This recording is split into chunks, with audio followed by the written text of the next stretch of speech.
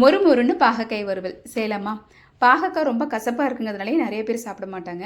அதில் உள்ள கசப்புத்தன்மை அதிகமாக தெரியாமல் இருக்கிறதுக்கு பாகக்காயை நல்லா க்ளீன் பண்ணிவிட்டு சின்ன சின்னதாக கட் பண்ணிவிட்டு அது கூட தயிரும் உப்பும் சேர்த்து நல்லா மிக்ஸ் பண்ணி ஒரு 10 நிமிஷம் ஊற வச்சுட்டு அதுக்கப்புறமா நல்லா மறுபடியும் ஒரு தடவை வாஷ் பண்ணிவிட்டு சமைச்சோம் அப்படின்னா அந்த கசப்பு தன்மை சுத்தமாகவே தெரியாது.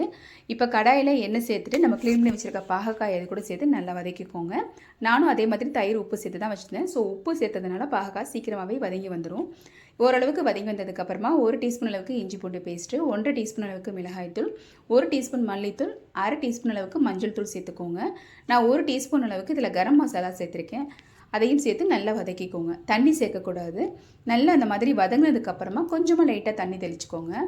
சேர்த்துட்டு நல்லா மிக்ஸ் பண்ணிக்கோங்க. ஸ்டவ்வை மீடியம் ஃப்ளேமில் வச்சுட்டு மறுபடியும் மூடி வச்சு ஒரு 5லேருந்து 7 நிமிஷத்துலேயே பார்த்திங்கன்னா இந்த மாதிரி நல்லாவே வெந்து வந்துடும். உங்களுக்கு எவ்வளவுக்கு கிறிஸ்பியாக வேணுமோ அவ்வளவுக்கு வேக வச்சு எடுத்திங்கன்னா ஒரு சூப்பரான மொறு மொறுன்னு பாகக்காய் வறுவல் ரெடி ஆகிடும். கண்டிப்பாக இந்த ரெசிபியை நீங்களும் ட்ரை பண்ணி பாருங்கள். தேங்க்ஸ் ஃபார் வாட்சிங்.